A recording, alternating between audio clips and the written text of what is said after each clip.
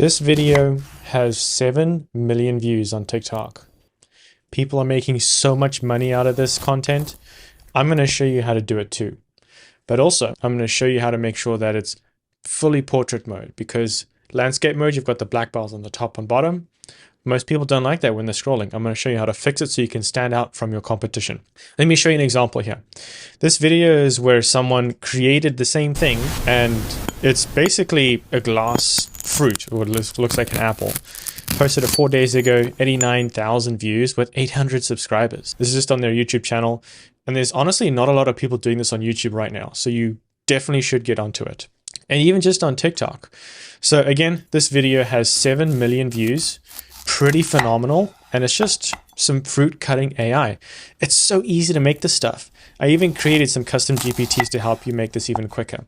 Let me just show you another one here. So 66 million views on this one. Crazy how simple this content is going to be, and it doesn't take that much effort, or it doesn't cost that much either. I'm going to show you how to optimize your prompts so that you get this much accurate much more frequently, so that you're not wasting prompt money.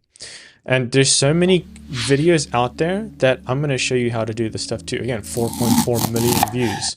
This one's got 7.1 million views. The crazy type of engagement these get, and they're so easy to do. So I'm going to show you how to do this. I created 2 custom GPTs that'll help you do this. One is for the glass transparent effect, what I've just been showing you, but there's also going to be the realistic one. So if you want to create realistic food, fruit, even items, I'll show you what that looks like. There's 2 custom GPTs that I'll link in the description. Go ahead and sign up. I'll send you an email confirming you are who you are, and then I'll send a second email where you get access to these custom GPTs. Now, what I'm doing is I'm using this custom GPT to put content into Flow or Google Labs.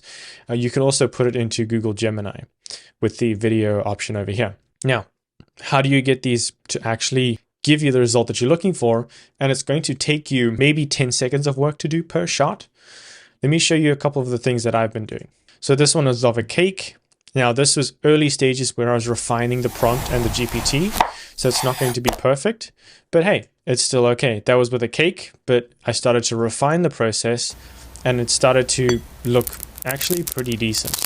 And so I was getting some really interesting results, and I was doing this not just on fruit and food, but items too. So for example, a car of ice. This was supposed to be a pear, and things just went pear-shaped with that one, I guess. There's even a car, a toy car. And so you can use hyper-realistic items too, and I'll show you how to do this as well. I even did a slightly glowing, type of fruit here, and this looked really good and satisfying. So there's a couple, or this one's actually my favorite here. This might actually be in the thumbnail that you see in this video. Man, that one's good. That one's satisfying. Now, you've done this with items. You can do cake items, even a glass Buzz Lightyear. It's you can do with almost any item, really.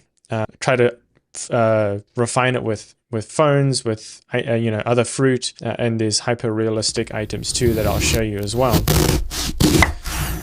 Oh my gosh, look how clean that is. Even an Apple AirPod. So you can get this to really work with any item as long as it's small enough for a knife to cut. That was kind of interesting.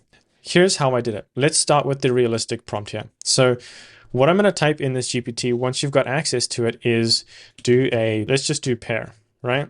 It's going to go ahead and just write out the prompt for me. So that took me literally 2 seconds to write, and I'm just going to let it finish. I'm going to copy the prompt.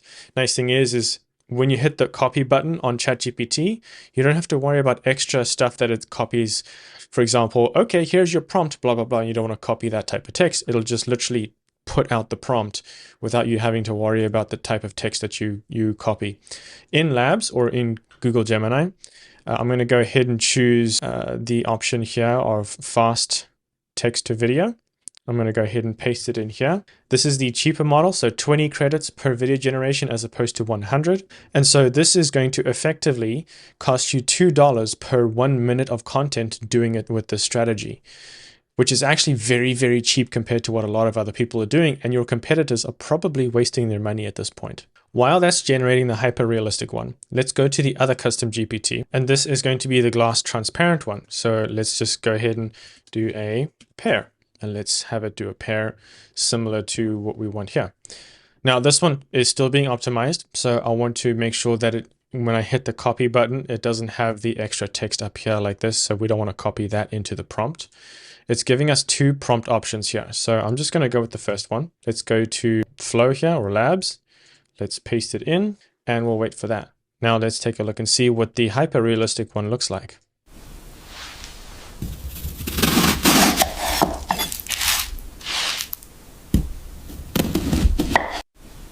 Very interesting. It chose to do a cheese and an apple. You can choose that, I only want to do one, and you can tell it that. So really interesting that it has two there. Usually it only does one, but still looks pretty good. Now you could get kind of creative with the hyper realistic one. You could tell the fruit to be glowing, or you could tell it to be a more sci-fi type of experience. You could do stuff like that. So even if I said, let's go to the hyper realistic one, and if I said something like do a sci-fi glowing apple, so I'll hit enter, it'll create the prompt, and then I'll copy that prompt, go ahead into Labs, I'll paste it in here, and let's take a look at what the ice, or I guess glass one looks like.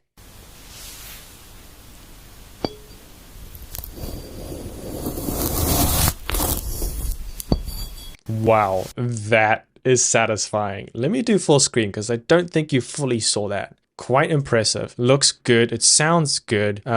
You want to make sure you get the clear sound for these ASMR videos because this is really what sells the effect. Yes, the visual is cool. The audio is really what sells it. Look at the visual on that. That's crazy. All right, so now it did the hyper realistic glowing sci-fi apple. So let's see what it did. This is the first time I'm going to see what it does with this.